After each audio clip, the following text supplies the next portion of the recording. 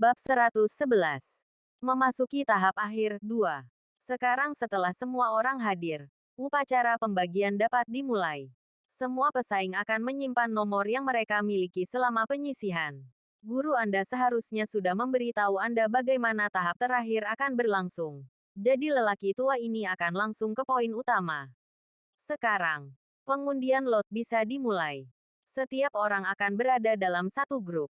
Setelah undian ini, Anda akan langsung berangkat ke stadion tempat pertandingan pertama akan berlangsung. Petik 2. Saat dia berbicara, bola kristal besar naik dari platform.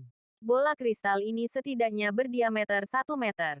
Transparan berisi 60 bola kecil berwarna kuning. Masing-masing berisi beberapa karakter.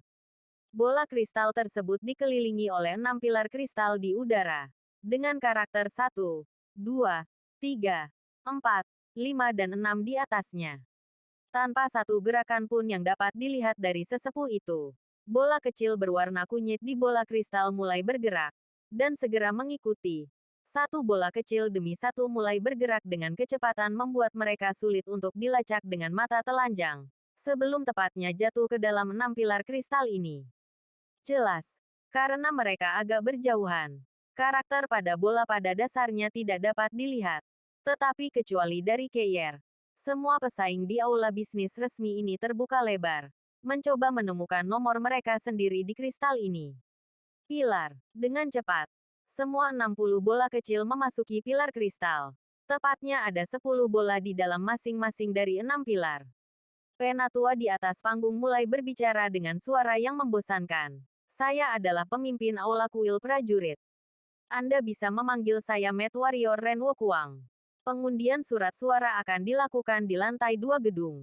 Jika Anda tidak memiliki pertanyaan, mari mulai sekarang. Petik 2. Di lantai 2. Ruo Shui berkata dengan suara lembut. Semuanya seperti biasa. Silakan mulai kapanpun Anda mau. Master Hall. Ren Wokuang tersenyum. Saat dia sedikit mengangguk, melihat ke arah lantai 2 dan maju menuju pilar kristal. Tanpa gerakan yang berbeda darinya, 10 bola kecil berwarna oranye itu melompat.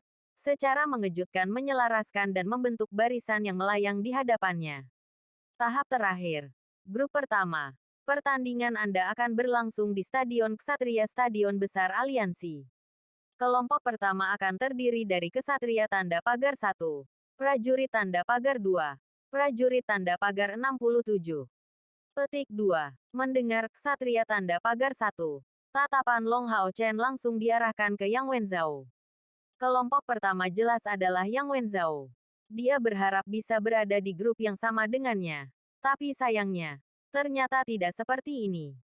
Namanya tidak muncul di daftar grup pertama. Sekarang daftar dari kelompok pertama pesaing telah terungkap. Berdirilah. Anggota staf akan membawa Anda ke stadion untuk memulai pertandingan pertama turnamen round robin ini. Petik 2. Yang Wenzhou perlahan bangkit, dan pergi di bawah pimpinan anggota staf dari aliansi. Tepat sebelum pergi, dia dengan sengaja melihat ke sisi Long Hao Chen dan Keyer. Matanya terlihat agak menyesal, sama seperti Long Hao Chen ingin menantangnya sekali lagi. Dia ingin menantang Keyer, kali ini dengan pertarungan habis-habisan. Tahap akhir grup kedua. Pertandingan Anda akan berlangsung di Stadion Mage Stadion Besar Aliansi. Daftar pesaing dari grup kedua. Ksatria Tanda Pagar 98. Pembunuh Tanda Pagar 1. Pendeta Tanda Pagar 18. Penyihir Tanda Pagar 1. Mendengar angka 98, Li Xin merasa gugup dan bersemangat. Melihat sekeliling, dia berkata dengan suara rendah kepada Long Hao Chen. Adik kecil, siapa pembunuh bayaran Tanda Pagar 1 ini menurut Anda? Seorang pembunuh dari langkah kelima. Apakah saya punya kesempatan? TT. Secara bersamaan, dia melirik Lin Xin. Bukankah dia memang penyihir Tanda Pagar 1? Long Hao Chen menggelengkan kepalanya dan berkata, Kakak, kamu pasti akan baik-baik saja. Bergembiralah. Keyer masih duduk di sana, sedingin sebelumnya. Kecuali saat dia sendirian dengan Long Hao Chen. Dia biasanya seperti itu. Sementara Ren Wokuang mengikuti anggota staf ke Stadion Mage. Lin Xin buru-buru berdiri. Dan Lin Xin yang berada di sisi lain dari Long Hao Chen juga. Keir juga berdiri. Aku akan pergi dulu. Keir memberitahu Long Hao Chen dengan suara rendah. Long Hao Chen telah mengingat dengan jelas bahwa di grup kedua, hanya ada satu pembunuh dan itu adalah assassin tanda pagar satu. Suara Keir, setipis gossamer, terdengar di telinga Long Hao Chen. Hati-hati selama kompetisi. Jangan terluka lagi. Setelah pertandingan, saya akan menunggumu di tempat itu. Petik 2. Wow, Lil, sis Cair. Jadi kamu sebenarnya adalah pembunuh tanda pagar satu. Ayo, aku menarikmu. Li Xin terus terang dan bersemangat. Dan tanpa sedikit pun pengekangan, dia menarik tongkat bambu Keir dan berjalan maju bersamanya. Keir terkejut sesaat. Tetapi begitu dia memikirkan fakta bahwa dia adalah kakak perempuan Long Hao Chen, dia segera mengikutinya. Lin Xin menggosok keningnya. Dan dengan senyum pahit, dia berkata, sakit sekali. Sepertinya keberuntungan tidak akan selalu ada di sisiku. Kelompok kedua ini jauh lebih kuat dari yang pertama. Lin Xin memiliki informasi yang jauh lebih banyak daripada pesaing lainnya. Assassin tanda pagar satu sebenarnya adalah gadis buta kecil sebelumnya. Ini adalah sesuatu yang tidak dia duga.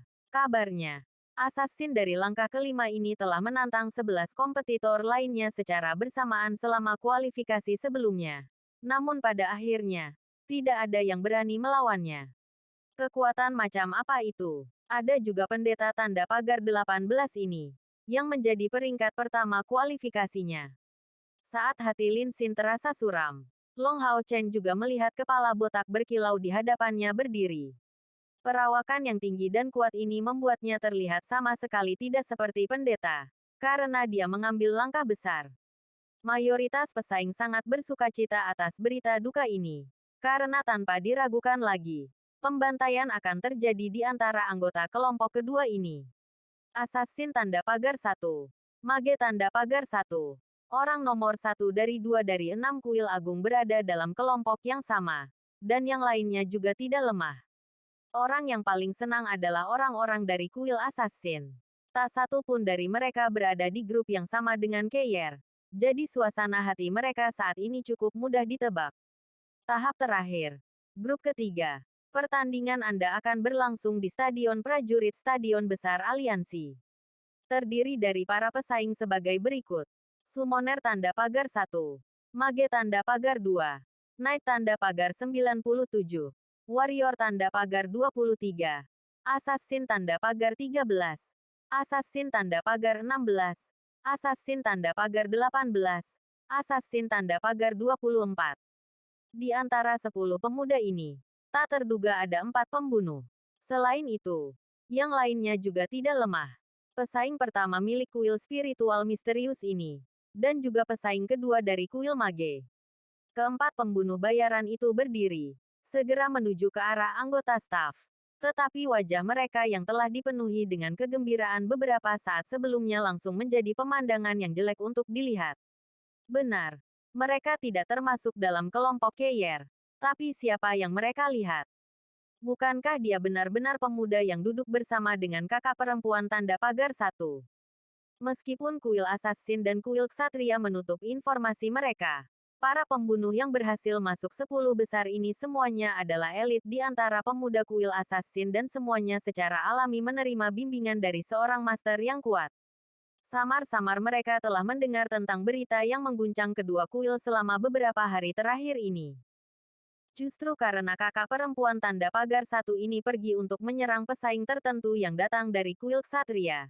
Dan dia melakukannya demi pesaing lain dari kuil ksatria.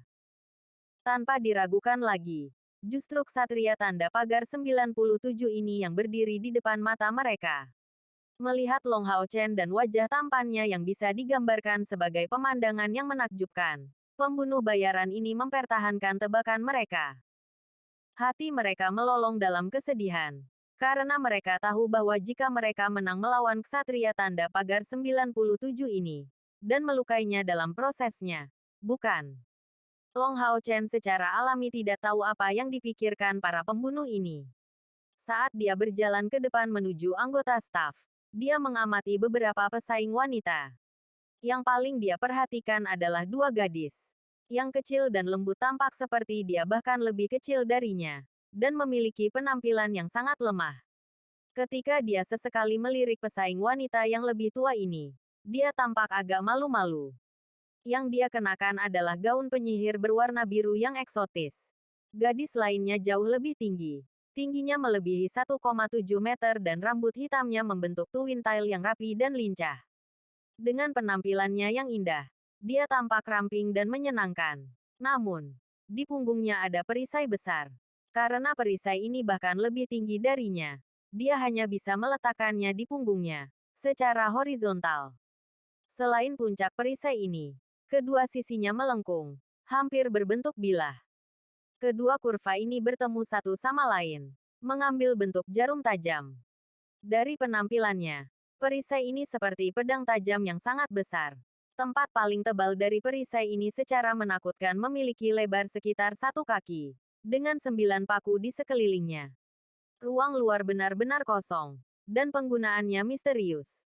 Seberapa berat perisai ini? Seorang ksatria seperti Long Hao Chen merasa takut dengan pemandangan ini. Gadis ini membawanya seolah-olah itu bukan apa-apa. Istana kantor aliansi tidak jauh dari Stadion Agung Aliansi. Dan dengan cepat, mereka tiba di Stadion Prajurit.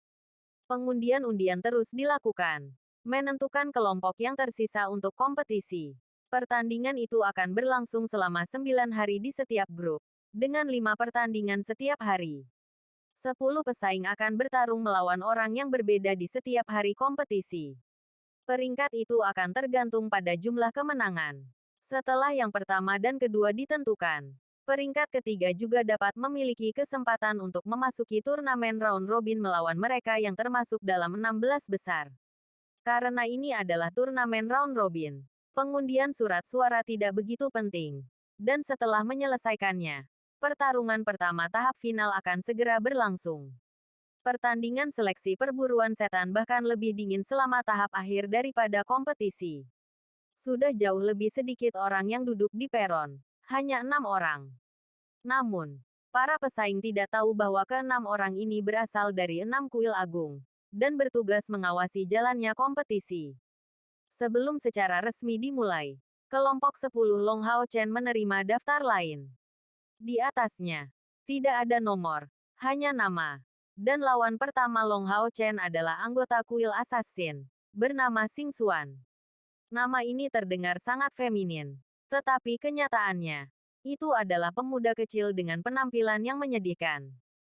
Pertandingan pertama, Long Hao Chen vs Xing Xuan.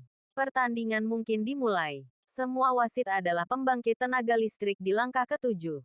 Melihat pakaian mereka, sepertinya hari ini, wasitnya adalah Raja Perang dari langkah ke-7. Dengan perisai di tangan kirinya dan pedang di tangan kanannya, Long Hao Chen masuk ke dalam stadion. Di grup ini, ada banyak orang dari kuil assassin. 4 dari mereka. Ada juga 2 pendeta, tetapi hanya 1 orang dari semua kuil lainnya. Dibandingkan dengan kelompok kedua, Long Hao Chen merasa keberuntungannya tidak buruk, dan dia memiliki peluang besar untuk berakhir di 2 besar. Bab 112. Memasuki tahap akhir 3. Karena stadion tidak cocok untuk penampilan para pembunuh, 4 pilar yang bisa menyembunyikan mereka akan didirikan, untuk menjamin persaingan akan adil. Apa yang tidak diketahui adalah bahwa mekanisme tertentu digunakan untuk membentuk pilar tebal demi pilar. Mereka keluar dari tanah seketika, mengirimkan suara berderak. Mereka akhirnya berhenti berkembang setelah tumbuh setinggi 15 meter. Kehadiran 4 pilar ini yang membutuhkan 2 orang untuk mengepung mereka sepenuhnya sangat menguntungkan bagi para pembunuh. Jika bukan karena mereka, di stadion yang luas dan datar ini, mereka tidak bisa menampilkan kecepatan, kemampuan menghindar, dan penyembunyian mereka secara maksimal. Xing Xuan kecil menggerakkan matanya, menatap Long Hao Chen dengan tatapan hati-hati. Dia dalam hati mengeluh, mengapa saya lawan pertamanya? Tolong biarkan orang lain bertukar dengan saya, setidaknya untuk membiarkan saya melihat reaksi kakak tanda pagar 1. Mari kita lupakan tentang itu, dan lakukan pertandingan probing. Pertandingan dimulai. Bersamaan dengan suara nyaring wasit, Xing Xuan tidak mundur. Siluetnya langsung bersinar sebelum menghilang di balik pilar. Bagi seorang pembunuh bayaran yang luar biasa, hal terpenting adalah jangan pernah membiarkan lawan mengetahui lokasinya yang pasti. Long Hao Chen berdiri di sana, tanpa mengikutinya. Kabut emas muncul di sekelilingnya, berputar di sekitar tubuhnya, dan berkelap-kelip, sambil memancarkan kilau lembut. Itu tepatnya Storing Power. Di dalam kelompok ketiga, dia adalah satu-satunya kesatria. Akibatnya, lawannya sama sekali tidak tahu seperti apa gaya bertarungnya. Kekuatan penyimpanan ini bukanlah skill yang umum digunakan.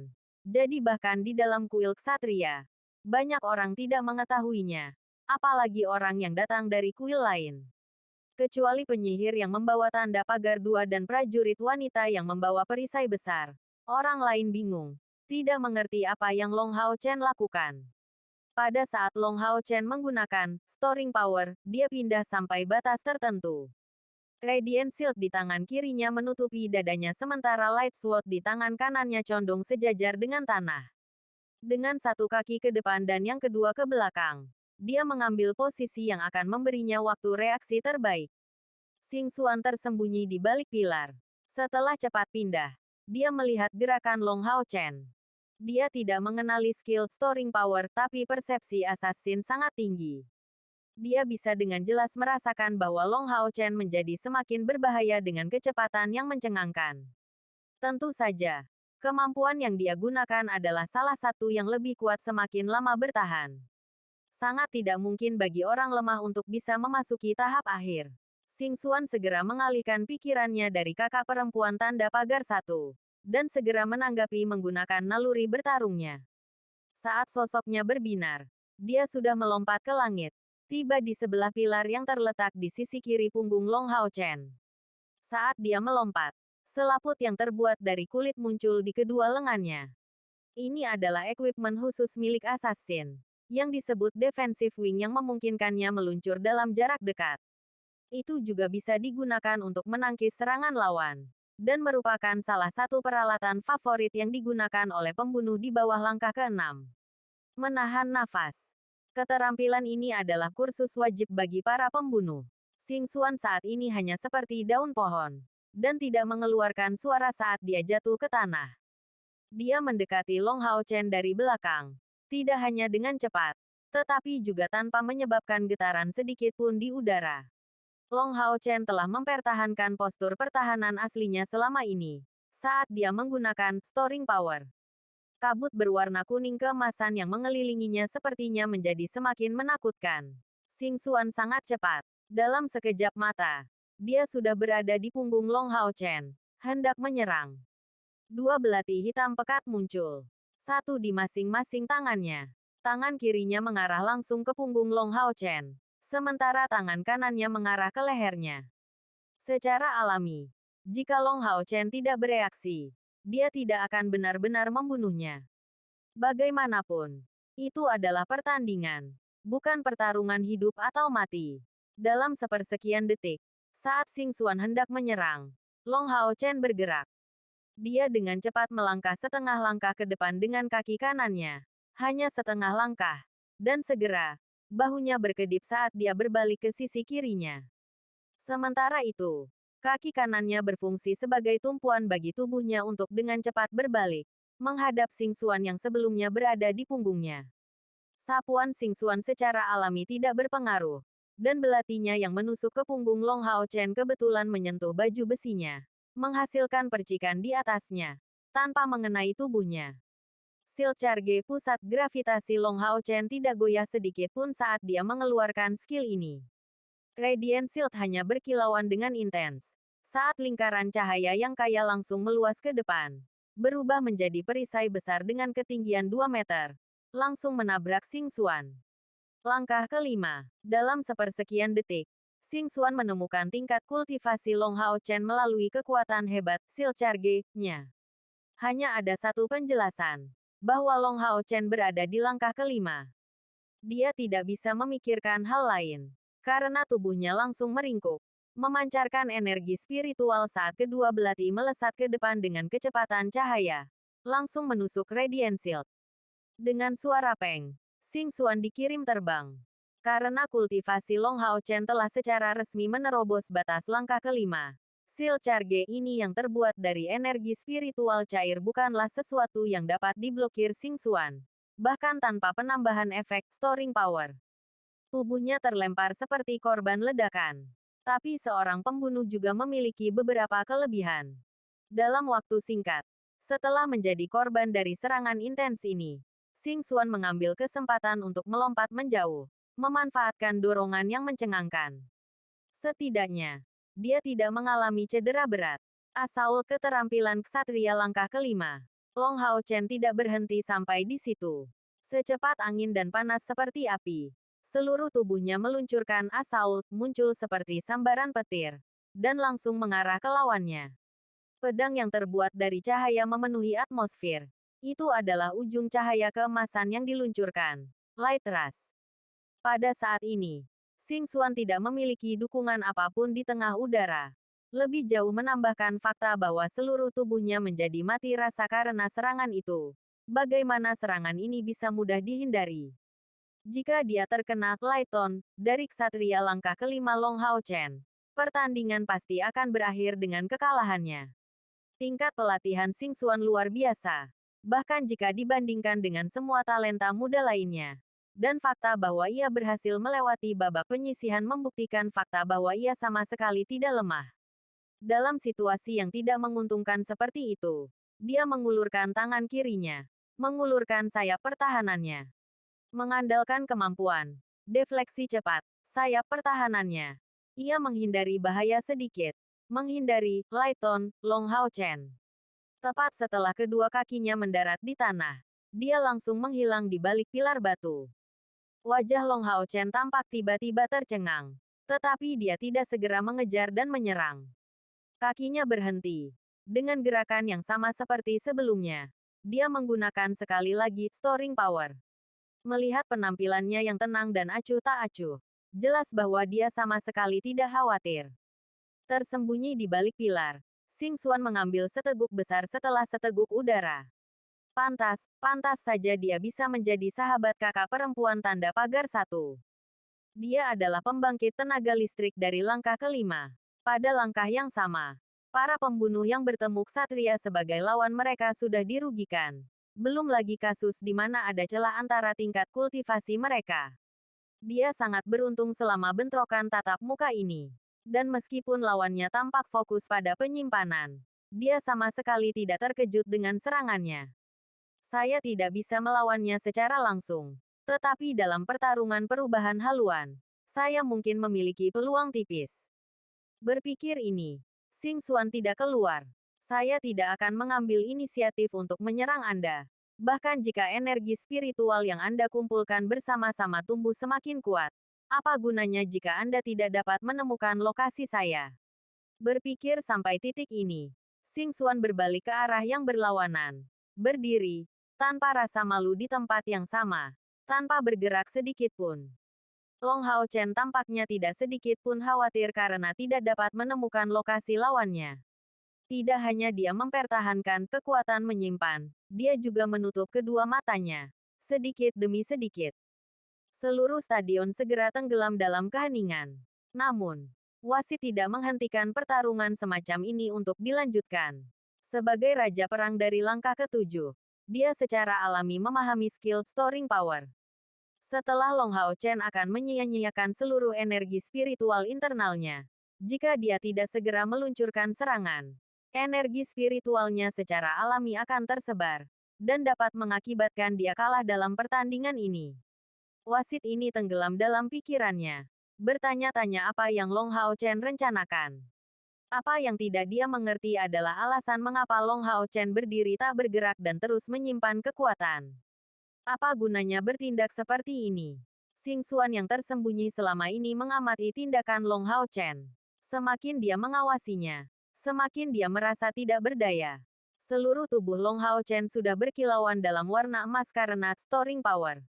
Esensi cahaya kaya yang berkumpul di sekitarnya ini benar-benar menakutkan. Serangan yang akan mengikutinya benar-benar akan menjadi sangat tirani.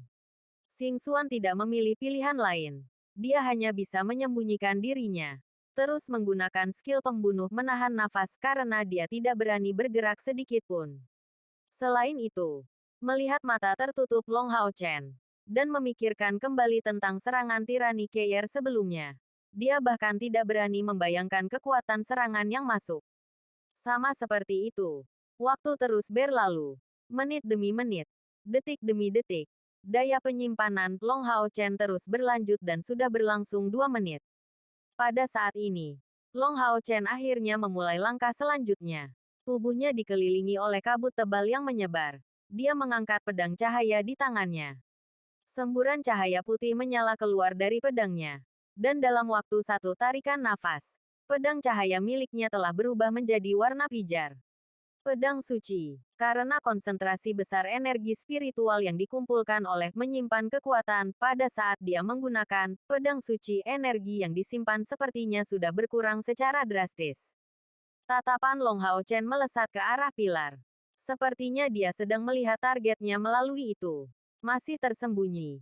Xing Xuan sangat mengendurkan napas. Pilar yang dilihat Long Hao Chen berada di arah yang berlawanan dibandingkan dengan miliknya. Meskipun kekuatan yang ditunjukkan oleh Long Hao Chen sebelumnya sangat besar, jika kekuatan menyimpan ini sia-sia seperti itu, bahkan dia akan kehilangan kesempatan untuk menang atas lawannya. Paling-paling, pertandingan akan berakhir sebagai seri. Dan dengan cara ini, tidak perlu takut akan kebencian yang datang dari kakak perempuan tanda pagar satu. Saat Xing Xuan merencanakan dalam pikirannya, pedang cahaya di tangan Long Hao Chen akhirnya ditebang. Cahaya putih yang menyala-nyala berubah menjadi tepi besar cahaya yang memenuhi atmosfer. Tetapi yang mengejutkan Xing Xuan adalah bahwa meskipun Long Hao Chen melihat ke arah lain, ujung cahayanya diarahkan tepat ke arahnya. Mustahil. Bagaimana dia bisa menemukanku? Ini adalah satu-satunya pikiran di benak Xing Xuan. Namun, pada saat ini, bagaimana dia masih bisa menghindarinya? Hanya surga yang tahu betapa kokohnya pilar ini. Dan, serangan cahaya suci ini diproduksi oleh pedang suci, Long Hao Chen membuat bahkan Raja Perang ini merasakan tekanan yang mengancam.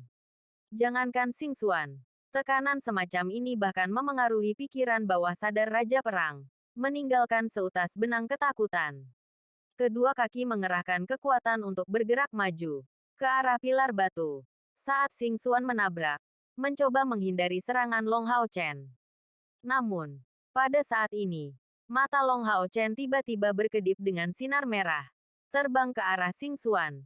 Karena tubuhnya langsung ditutupi oleh lapisan merah di sekelilingnya. Sebelum lanjut mendengarkan, jangan lupa subscribe channel Kice De Novel. Like dan komen ya bosku. Mantap! Bab 113. Pertarungan abnormal I. Keterampilan ksatria dari langkah ke-6. Lock on. Bahkan Yang Wenzhou, dengan kekuatannya yang mencapai langkah ke-5, menemukan keterampilan lock on ini cukup mengancam. Apalagi Xing Xuan ini yang tingkat kultivasinya cukup rendah dari Long Hao Chen. Tidak peduli seberapa hebat kemampuannya menghindar, lock on diselesaikan dalam sekejap.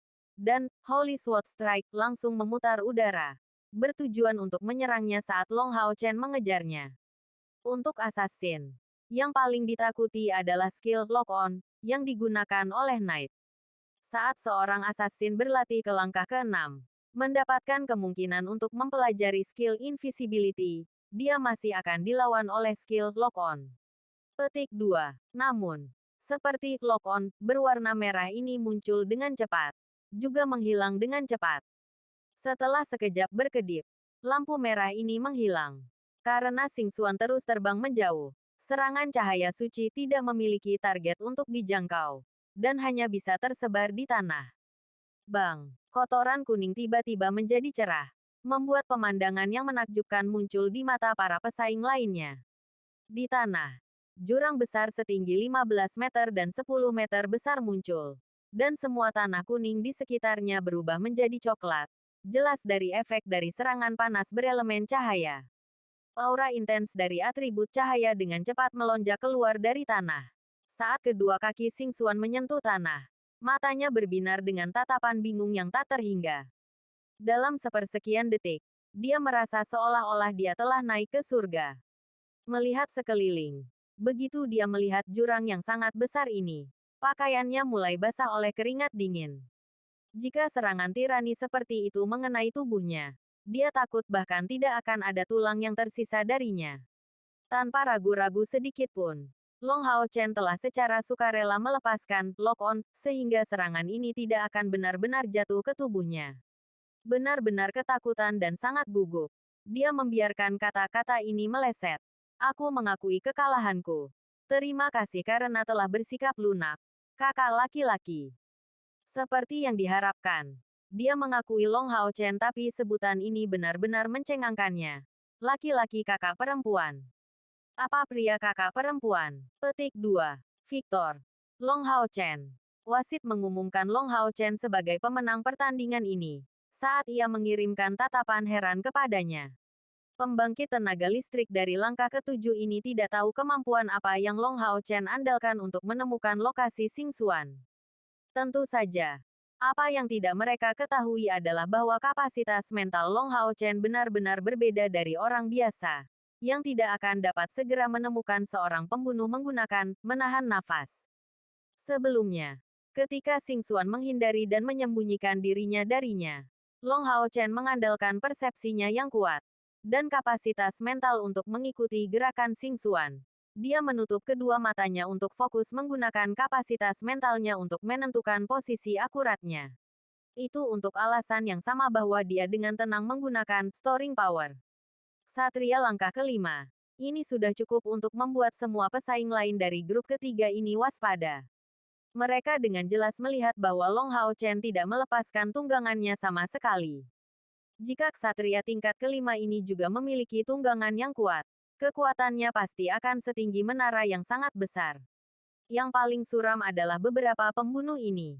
Mengunci. Pria dari kakak perempuan ini secara mengejutkan memiliki keterampilan yang biasanya digunakan oleh ksatria langkah ke-6. Bagaimana mereka bisa menjadi tandingannya?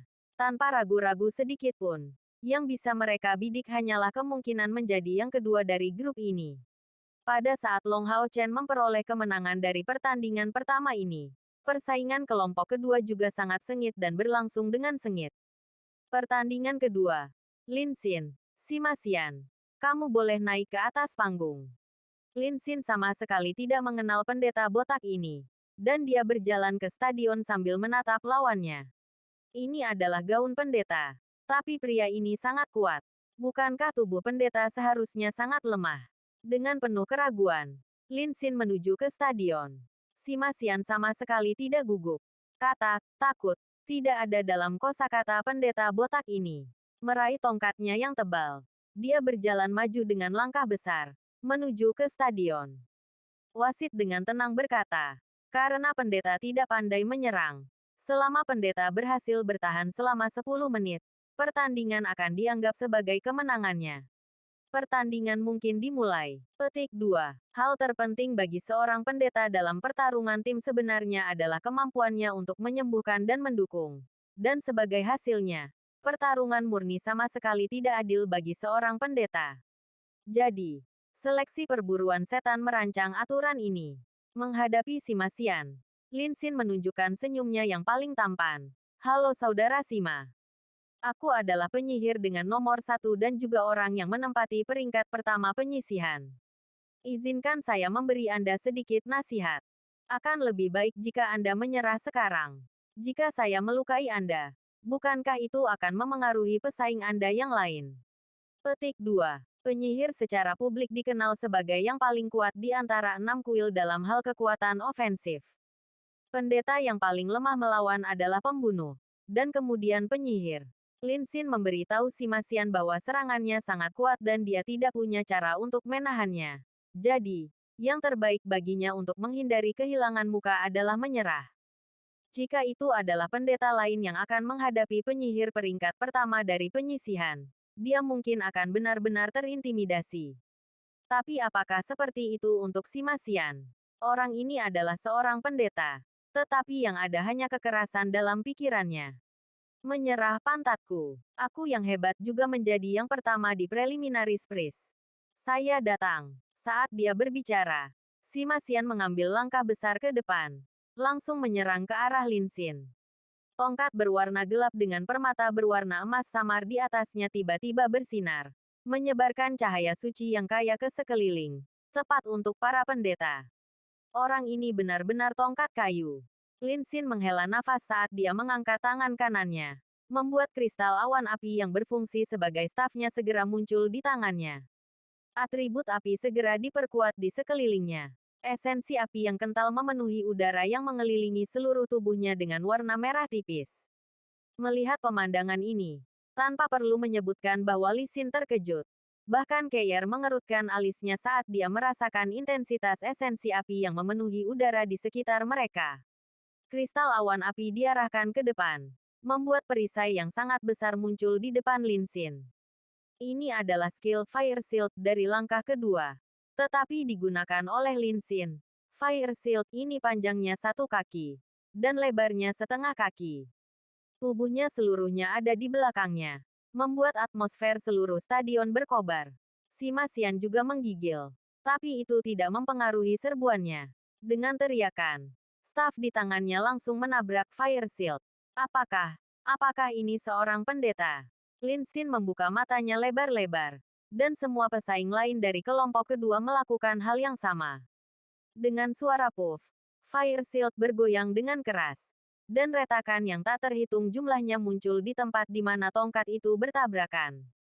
Sima Xian tidak berhenti bergerak. Tongkat besarnya menghantam tanah. Bang bang bang bang.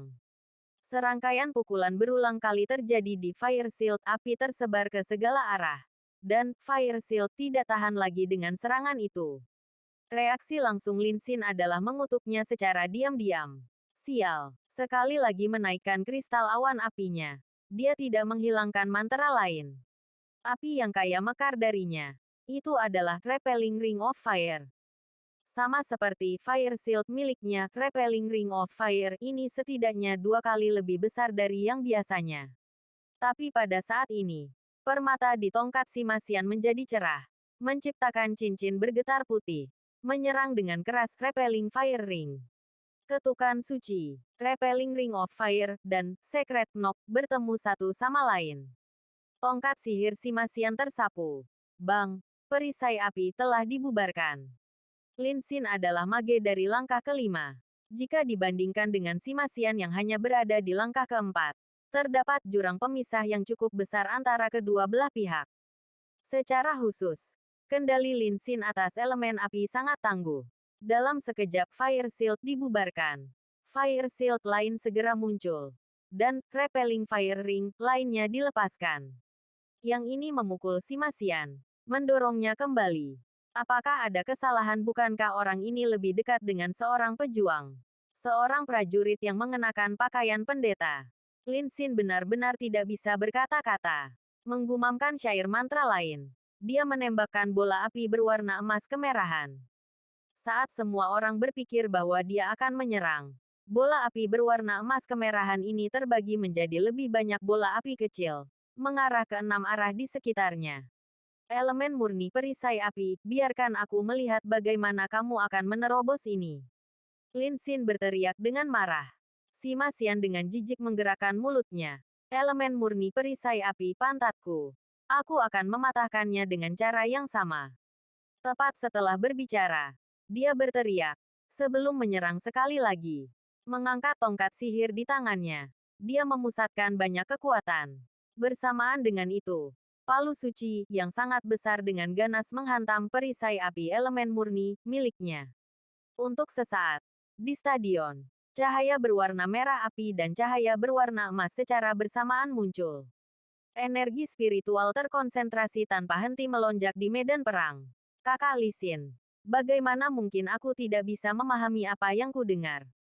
Keir bertanya pada Li Xin, melihat kehilangan dan tidak mengerti. Senyuman pahit terlihat di wajah Li Xin saat dia menjawab. Jangan bilang kamu tidak bisa memahami apa yang kamu dengar. Aku bahkan tidak bisa memahami apa yang aku lihat. Seorang mage bertarung melawan seorang pendeta. Tetapi pendeta adalah penyerang utama. Dan mage adalah bek utama. Benar-benar abnormal. Ini pertarungan abnormal. Pendeta botak Sima Xian sedang menyerang sambil mengangkat tongkat sihirnya. seperti naga yang hendak berlayar keluar, tanpa henti membombardir pertahanan Lin Xin. Lin Xin cukup tegas, terus-menerus melepaskan pembelaannya, membiarkan si Masian terus menyerang. Seperti hujan, dia tidak bergerak sedikit pun. Tapi dia tidak menggunakan kemampuan ofensif. Kristal awan api Lin Xin sesekali memperbaiki pertahanan. Dan dengan ekspresi bangga, dia berkata, "Baldi, itu tidak akan berhasil. Apakah Anda pikir Anda akan menerobos pertahanan saya suatu hari nanti? Biarkan saya melihat bagaimana Anda akan mengaturnya." Petik 2. Si Masian mendengus dingin. Apa yang bisa dibanggakan? Aku yang hebat hanya menggunakan kekuatan fisiknya untuk menyerangmu. Anda sedang menggunakan energi spiritual internal Anda. Jadi cepat atau lambat, energi itu akan habis sama sekali. Pada saat ini, biarkan saya melihat bagaimana Anda akan memblokir serangan saya. Sebenarnya, dia benar-benar bingung dengan kekuatan energi spiritual Lin Xin. Jika dia menggunakan beberapa sihir ofensif tirani, dia takut tidak akan ada cara baginya untuk melawan mereka. Karena dia tidak bisa menggunakan kemampuan pertahanan yang biasanya digunakan oleh pendeta. Namun, dari awal hingga akhir, orang ini tidak pernah menyerang. Mengapa? Lin Xin, penuh jijik, meringkuk bibirnya, mengulurkan tangan kirinya. Dengan kilauan, botol kristal muncul di dalamnya. Bagi Anda yang ingin menggunakan energi spiritual saya khawatir itu tidak lebih dari lamunan. Kakak besar punya narkoba. Soalnya, masing-masing pil dalam pertarungan ini bisa memulihkan 200 unit energi spiritual. Biarkan saya melihat berapa lama tubuh Anda akan mampu bertahan. Petik 2. Si Masian membuka matanya lebar-lebar. Ini jelas tindakan yang tidak tahu malu. Lin Xin, dengan perasaan puas diri, membalas, "Apa yang kau sebut tindakan tidak tahu malu? Persaingan besar tidak melarang minum obat. Kakak punya narkoba. Kakak punya narkoba. Apa kamu punya? Jangankan ini. Untuk jumlah energi spiritual yang sedikit, siapa yang akan membantah fakta bahwa kakak laki-laki meminum obat?"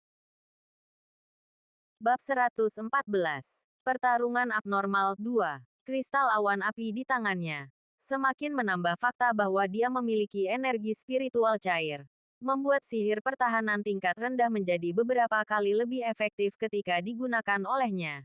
Dan tentu saja, energi spiritualnya akan digunakan dengan sangat lambat.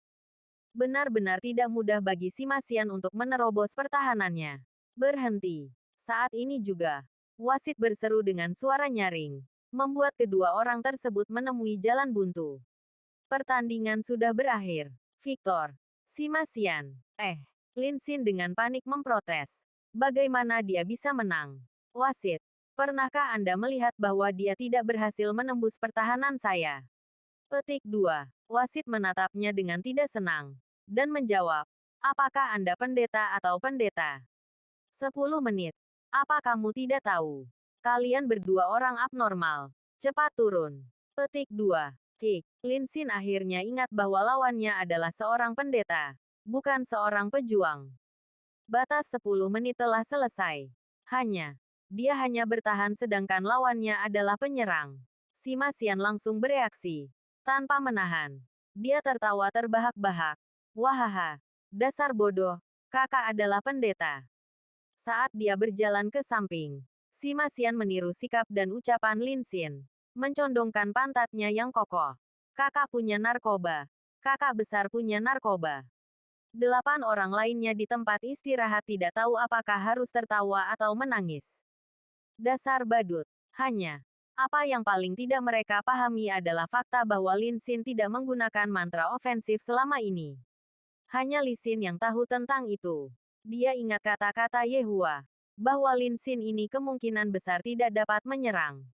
Pertandingan selanjutnya, Keyer melawan Lin Xin. Kedua sisi bisa masuk. Wasit memberikan semacam perasaan setan saat dia mengumumkan dimulainya pertandingan berikutnya tanpa berhenti sedikit pun. Menatap Keyer, Lin Xin benar-benar merasa malu. Wanita muda yang lembut ini buta. Karena itu, bagaimana mungkin dia bisa bertarung? Keyer, kita harus naik ke atas panggung. Lin Xin sudah mengambil keputusan. Karena telah melewati babak penyisihan, peruntungannya sudah sangat baik. Baginya untuk mendapatkan tambahan peringkat yang baik adalah prestasi yang mustahil. Hanya satu yang masuk 16 besar akan memiliki kemungkinan mendapatkan hadiah. Tetapi melakukannya dari grup itu tidak akan mudah.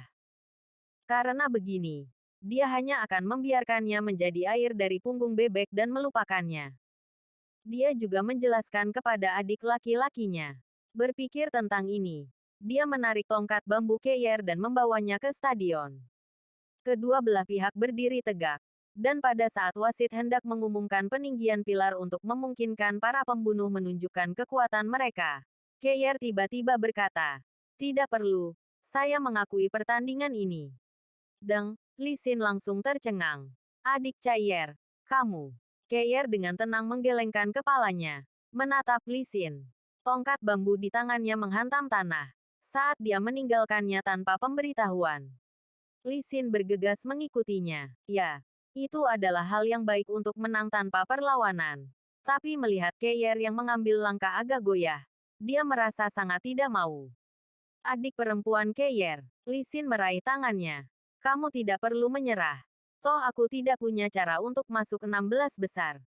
Keyer tersenyum tipis. "Ini masalah usahamu sendiri. Kamu tidak bisa mengatakan dengan pasti bahwa kamu tidak bisa, kan?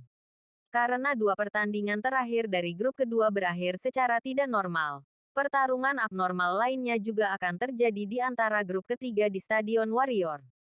Pertandingan berikutnya. Chen Yinger, Wang Yuan, Anda boleh masuk." Setelah pertandingan Long Hao Chen selesai, dia awalnya bersiap untuk pergi dan menunggu Keyer. Tetapi begitu dia melihat dua orang di atas panggung, dia segera berhenti. Itu karena keduanya di atas panggung adalah dua gadis yang dia lihat sebelumnya yang menarik perhatiannya. Chen Yinger adalah seorang gadis mungil, seorang wanita kecil yang terlihat sangat lemah. Dan Wang Yuan adalah gadis jangkung yang membawa perisai di punggungnya. Bang! Wang Yuan menjatuhkan perisai beratnya ke tanah, mengeluarkan suara yang menindas. Loes di tanah bergetar saat perisainya menyentuh tanah. Jelas, kekuatan perisai ini tidak hanya tentang ukurannya. Chen Yinger terkejut, dan tubuhnya bergetar. "Wah, kakak, perisaimu terlihat sangat berat." Wang Yuan sedikit tersenyum. Menjawabnya, "Nona kecil dari kuil spiritual. Sebentar lagi, kamu harus berhati-hati. Jika itu tidak berhasil, menyerah saja." Petik 2. Chen Yinger berulang kali mengangguk saat dia menatap perisai besar ini, menunjukkan penampilan yang sangat ketakutan.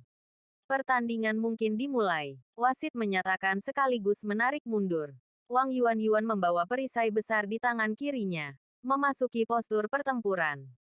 Menggerakkan kedua kakinya secara berirama dengan kecepatan tinggi, dia segera menyerbu ke arah Chen Yinger. Langkahnya cukup cepat, bahkan bisa dibandingkan dengan para ksatria yang menggunakan skill assault mereka. Di perisainya, tangannya memancarkan cahaya biru yang intens. Menghadapi serangan petir seperti petir Wang Yuan, Chen Yinger tidak panik. Dengan tangan bergabung dengan gerakan, bola kristal besar segera muncul di telapak tangannya. Dengan suara dengungan, energi lembut berfluktuasi di sekitar bola kristal ini. Riak energi spiritual seperti gelombang dengan cepat menyebar. Meskipun Wang Yuan datang dengan kecepatan tinggi, pada akhirnya, itu tidak lebih cepat dari kecepatan pelepasan energi spiritual. Lapisan riak yang bergelombang di sekitar Chen Yinger sudah menghalangi jalannya setelah hanya 10 meter. "Ah!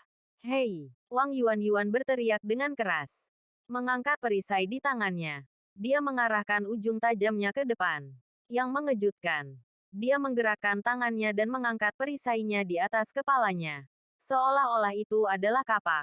Dengan kejam membenturkannya ke depan ke layar pelindung yang tidak terlihat. Dengan suara puff light, Wang Yuan hanya merasa bahwa pertahanan Chen Yinger tertembus seolah-olah itu adalah kapas.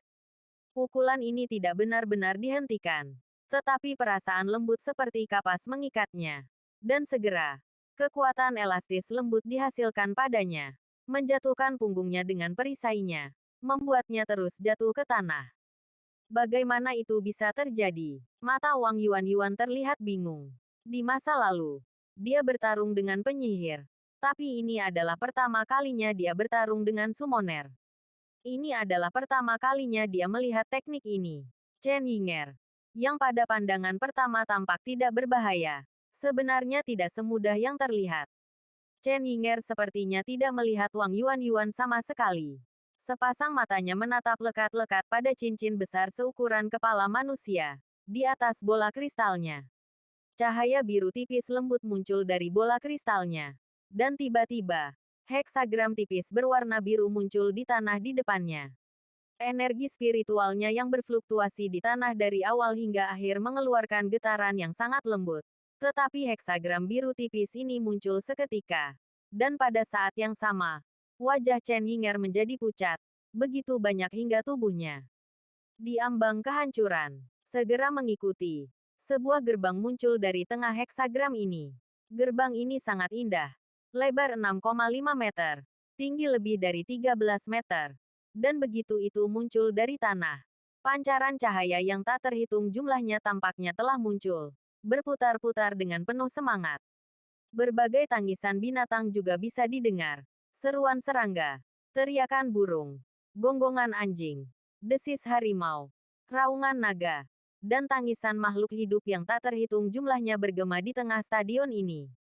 Di sekitar gerbang yang megah tergambar ukiran yang tak terhitung jumlahnya. Itu tampak seperti ukiran binatang ajaib.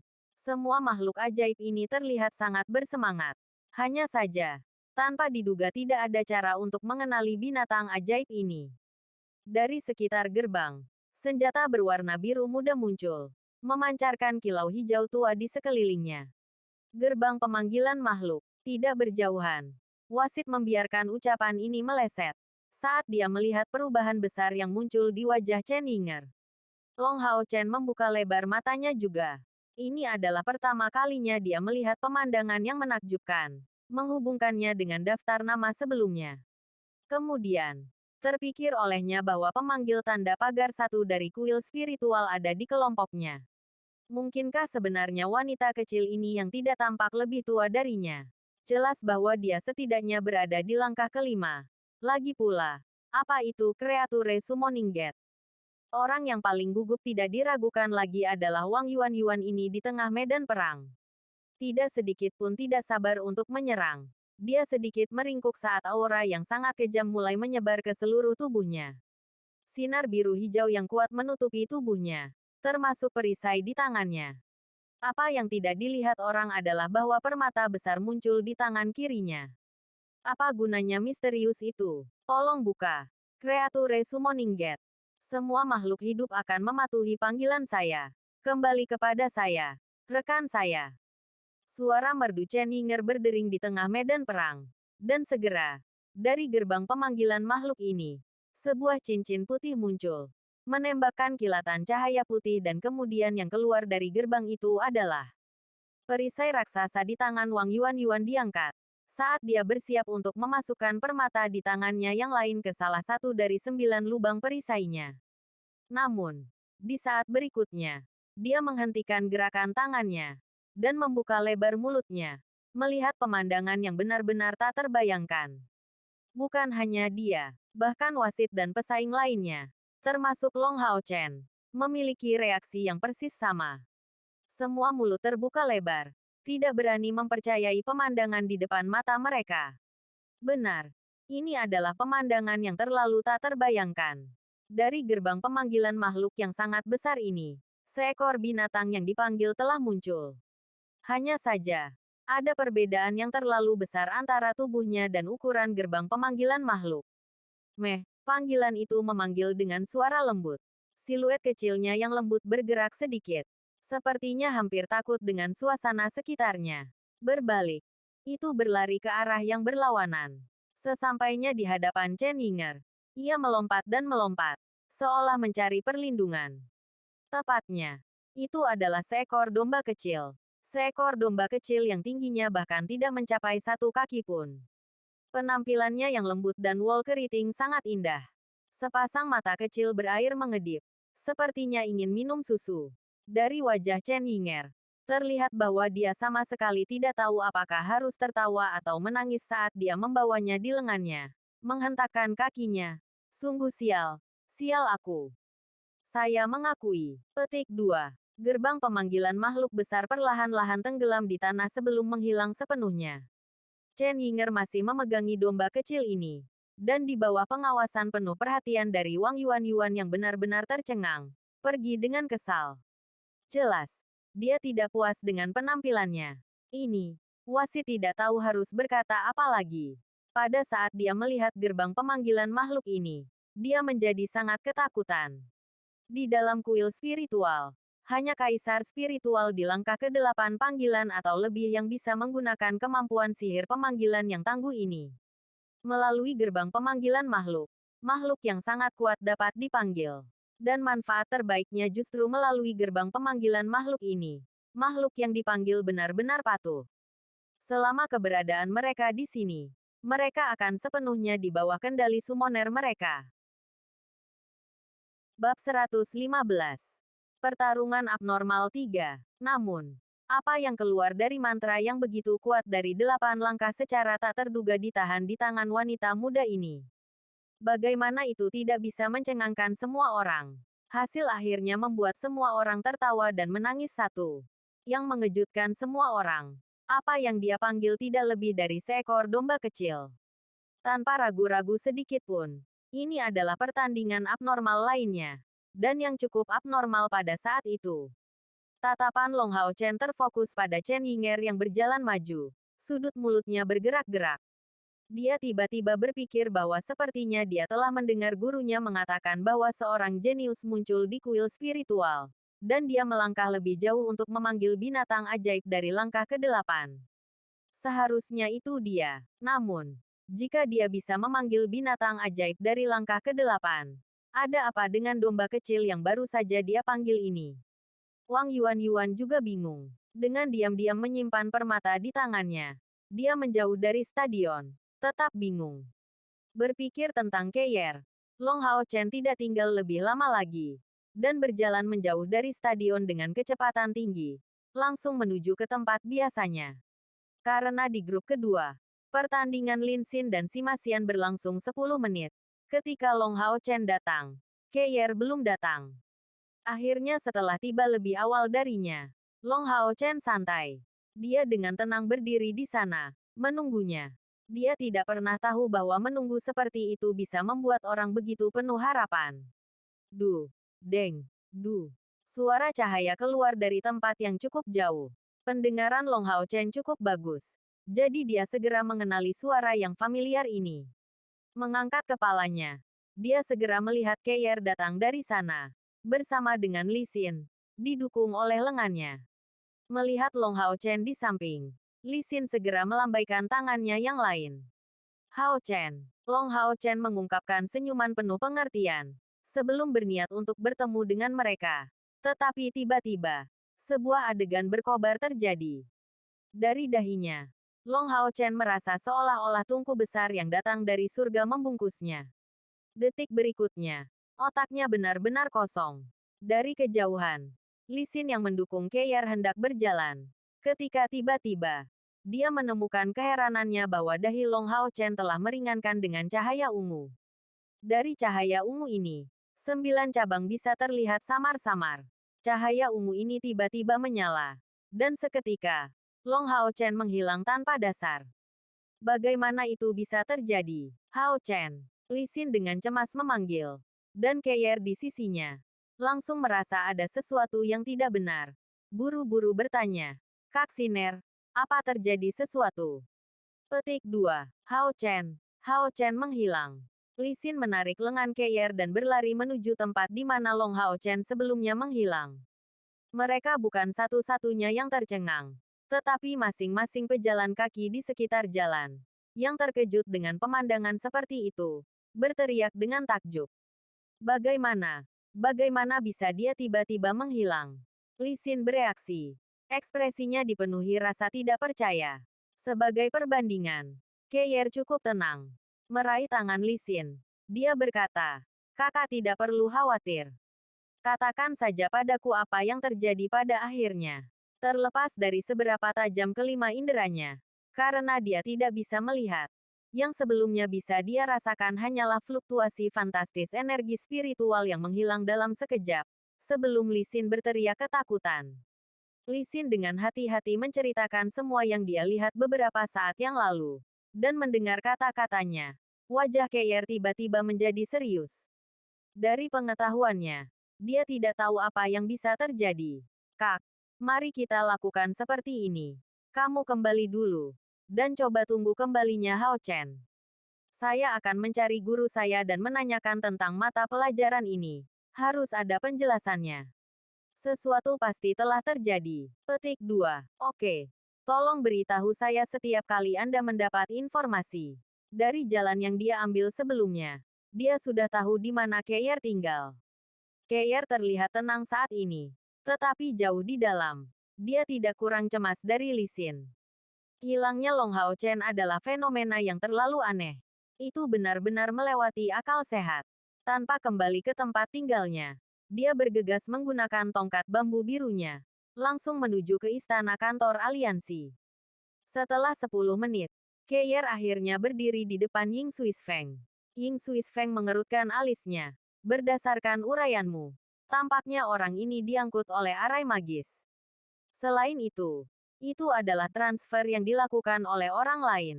Dari sana, ada 3 kemungkinan. Kemungkinan pertama, dia dipanggil oleh makhluk hidup lain yang membuat perjanjian Tuan hamba dengannya, membuatnya menjadi bawahannya, dan Tuan ini membutuhkan bantuannya. Jadi dia memanggilnya. Kemungkinan kedua, dia menerima kutukan kuat yang memaksanya kembali ke ruang lain.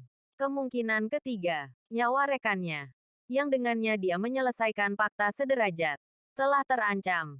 Jadi dia pergi membantunya. Ada kemungkinan lain. Tetapi untuk saat ini, satu-satunya yang bisa saya pikirkan adalah ketiganya. Dan berdasarkan situasi sebelumnya, dia seharusnya telah menunggumu. Jadi tidak mungkin dia menggunakan gulungan atau sesuatu seperti itu untuk berteleportasi. Selain itu, dia bukan penyihir. Jadi tidak mungkin dia menggunakan sihir spasial. Jadi sebagai hasilnya, dari perkiraanku, penjelasan yang paling mungkin adalah dia dibawa pergi oleh rekannya yang terhubung dengannya melalui sebuah perjanjian. Sama. Apakah Anda tahu jenis pendamping gunung itu? Petik 2. Keir menggelengkan kepalanya. Melihat kebingungan. Dan segera ditindaklanjuti dengan pertanyaan lain. Kakek Yingzi, apakah itu berbahaya? Ying Suis Feng mengungkapkan senyum pahit dan menjawab. Sulit untuk mengatakannya. Jika dia benar-benar dipanggil oleh tunggangan yang dikontraknya, maka itu tergantung pada seberapa kuat tunggangan yang dikontrak ini. Semakin tangguh tunggangan yang dikontrak, semakin besar kemungkinan dia akan menghadapi bahaya. Sebaliknya, semakin lemah tunggangannya, semakin kecil bahayanya. Namun, hal ini sulit diprediksi. Tidak berbicara tentang Anda. Bahkan pembangkit tenaga listrik dengan tingkat kultivasi seperti saya tidak dapat secara akurat mengatakan ini. Dan tidak mungkin bagi saya untuk menemukannya. Dia sepertinya telah diteleportasi ke ruang lain. Akibatnya, tidak ada gunanya kamu merasa cemas saat ini. Yang bisa kamu lakukan hanyalah menunggu. Menunggu kedatangannya kembali. Petik 2. Lalu, bagaimana jika dia tidak kembali? Tangan Keir secara bertahap menegang. Ying Feng Shui menarik napas dalam-dalam. Dan dengan tenang berkata, kalau begitu, itu akan menjadi bukti bahwa dia meninggal. Tubuh Kai bergetar sebelum dia berbalik untuk pergi. Gadis, kemana kamu akan pergi? Ying Suis Feng bertanya dengan penuh semangat. Keir menjawab tanpa menoleh. Aku akan menunggunya di tempat dia menghilang. Itu karena ketika dia kembali, itu pasti akan berada di tempat dia menghilang. Petik 2. Apakah Long Hao Chen benar-benar diteleportasi? Pertanyaan ini bahkan tidak perlu ditanyakan. Seperti prediksi Ying Suis Feng, penyebabnya adalah dia dipanggil melalui kontraknya dengan tunggangan rekannya. Secara bertahap kembali ke akal sehatnya. Perasaan khawatir dengan cepat menyebar ke seluruh tubuhnya. Dan Long Hao Chen melihat sekeliling. Begitu dia muncul di sana, Long Hao Chen tidak bisa menahan batuk. Itu karena satu suapan udara yang memenuhi atmosfer sudah sangat berlumpur. Udara ini mengandung banyak sekali kotoran. ditambah dengan banyak esensi magis yang tersebar di dalamnya. Satu tarikan napas itulah yang membuat Long Hao Chen berulang kali batuk. Dia secara tidak sadar melepaskan Divine Light Mantle dengan tergesa-gesa, memutuskan hubungan dirinya dari dunia luar. Mengandalkan penggunaan mantel cahaya ilahi untuk bertindak sebagai filter. Dia menghirup udara yang dimurnikan secara berurutan. Merasa rileks lagi. Di mana kita? Dengan pancaran dari cincin Forget Me Not di jari Long Hao Chen, Light Sword dan Radiant Shield segera muncul di tangannya. Hal pertama yang harus dia lakukan saat menghadapi situasi berbahaya adalah tetap tenang. Dia segera mengambil langkah yang benar untuk melindungi dirinya sendiri. Setelah menstabilkan nafasnya, dia menemukan bahwa dia berada di tengah gunung. Dan pemandangan berikutnya dia benar-benar mengejutkannya. Dunia ini benar-benar hitam dan merah. Langit hitam pekat. Dan tidak ada bintang di dalamnya. Suasananya penuh dengan esensi elemen gelap dan esensi elemen api. Ada juga esensi elemen lainnya. Tetapi mereka sangat heterogen dan tidak sebanding dengan esensi elemen gelap dan api yang melimpah. Sejauh matanya bisa melihat, di tanah, retakan yang tak terhitung jumlahnya tersisa, membiarkan sejumlah besar magma terjalin, membentuk sungai. Pantas saja suhunya begitu tinggi. Meskipun Long Hao Chen masih shock, dia juga benar-benar waspada. Bagaimana saya bisa sampai di sana? Tanpa sadar, dia merasakan panas terik datang dari dahinya. Pada saat ini, teriakan yang akrab bergema di dalam hatinya. Long Hao Chen benar-benar terguncang. Dan tanpa sadar membiarkan kata-kata ini keluar. Hao Yue. Dia tiba-tiba berbalik. Dari sana, dia melihat di punggungnya sebuah gua yang kelihatannya tidak terlalu lebar. Di dalam, cahaya samar terpancar. Samar-samar terlihat dari sudut pandangnya. Itu benar. Itu adalah aura Hao Yue. Long Hao Chen akhirnya sadar setelah tiba-tiba diteleportasi. Dan setelah menutupi dirinya sekali lagi dengan Divine Light Mantle, dia dengan cepat menuju ke gua. Gua ini sama sekali tidak dalam. Dan dengan cepat, dia menemukan Hao Yue. Tapi penampilan Hao Yue saat ini membuat Long Hao Chen terperangah. Hao Yue telah merayap masuk. Napasnya tampak sangat lemah. Cahaya kecil dan api kecil ditekuk di tanah. Dan tubuhnya telah tumbuh jauh lebih besar daripada saat mereka berpisah. Di lehernya, tonjolan yang sebelumnya tumbuh jauh lebih besar. Namun, sisik di tubuh Hao Yue memiliki setidaknya 10 ronqi. Dan noda darah berwarna ungu yang tersisa. Hal yang paling misterius adalah di tubuhnya. Dari luar ke dalam, lapisan demi lapisan cahaya biru berkedip tanpa henti. Tampaknya sekali setiap 3 napas yang dia ambil, cahaya ini akan bersinar sekali. Hao Yue, bagaimana kabarmu? Tanpa ragu-ragu sedikit pun, Long Hao Chen merilis mantel suci untuk menutupi tubuh Hao Yue. Cahaya emas yang dibawa oleh mantel suci terus-menerus menyembuhkan luka di tubuh Hao Yue. Hao Yue memulihkan kesadarannya. Dan cahaya kecil serta api kecil mengangkat kepala mereka dengan susah payah. Melihat Long Hao Chen, mengirimkan serangkaian informasi kepadanya melalui pikirannya. Hao Yue tidak menjelaskan bagaimana dia menjadi dalam keadaan ini. Tetapi hanya memberitahu Long Hao Chen bahwa ini adalah dunia aslinya. Bahwa dia saat ini sedang berkembang dan bahwa dia berada di tepi untuk mencapai terobosan terakhir. Dan pada saat ini, dia berada pada kondisi terlemahnya. Dan membutuhkan perlindungan Long Hao Chen. Selama dia bisa menyelesaikan evolusinya, dia bisa kembali bersama Long Hao Chen ke Seng Modalu. Hao Yue, berevolusi dengan nyaman. Aku akan menjadi pelindungmu. Long Hao Chen mengatakan ini tanpa ragu-ragu sedikit pun. Sebelum melepaskan mantel suci lain untuk terus menyembuhkannya. Sebelum berbalik dan meninggalkan gua. Akan menjaga mulut gua. Ini adalah dunia lain. Dan tidak ada yang dia ketahui tentang itu. Tidak mungkin untuk mengatakan bahwa tidak ada sedikit pun ketakutan di dalam hatinya. Tetapi bagi Long Hao Chen, yang paling penting adalah keselamatan Hao Yue. Bagaimanapun, Hao Yue adalah adik laki-lakinya. Masing-masing memiliki darah yang mengalir di dalamnya. Jika ini bukan situasi yang sangat berbahaya, mengapa Hao Yue dengan paksa memanggilnya? 1. Lebih tepatnya, tidak tahu harus tertawa atau menangis.